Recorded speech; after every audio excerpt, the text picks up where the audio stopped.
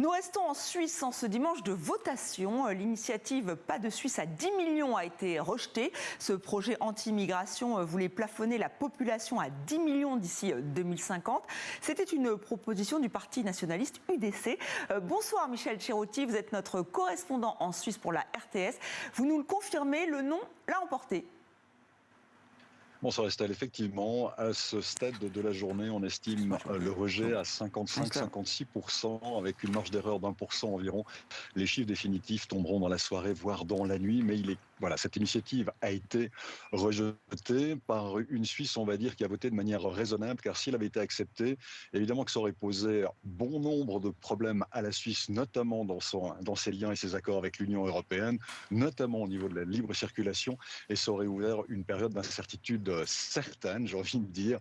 Donc la Suisse a rejeté cela. Pour autant, ce qu'il faut bien comprendre, c'est que cette initiative de l'UDC, si elle posait une mauvaise solution, proposer une mauvaise solution pour une bonne partie de la Suisse, elle posait une question qui est bien réelle, car contrairement au paysage bucolique, carte postalesque que vous avez derrière moi, une grande partie de la Suisse se retrouve entre Genève et le lac de Constance, où est l'essentiel de l'économie, mais où est l'essentiel de la population. Il faut bien dire que cette population a de plus en plus de difficultés à avoir accès aux logements, qui sont extrêmement chers et difficiles à trouver tant en location qu'au niveau de l'accès à la propriété. Les chemins de fer fédéraux sont saturés, les autoroutes sont saturées, les places de crèche sont difficiles à obtenir. Bref, il y a une réalité en Suisse qui fait que si la croissance et le pays se portent bien, eh bien, il atteint gentiment ses limites en termes d'infrastructure. Et puis surtout en termes de place, c'est un petit pays que la Suisse. Donc la question que posait l'UDC, elle est relativement pertinente. Il est vrai que la Suisse est confrontée à ces difficultés-là. En revanche, la solution proposée, elle ne l'était pas.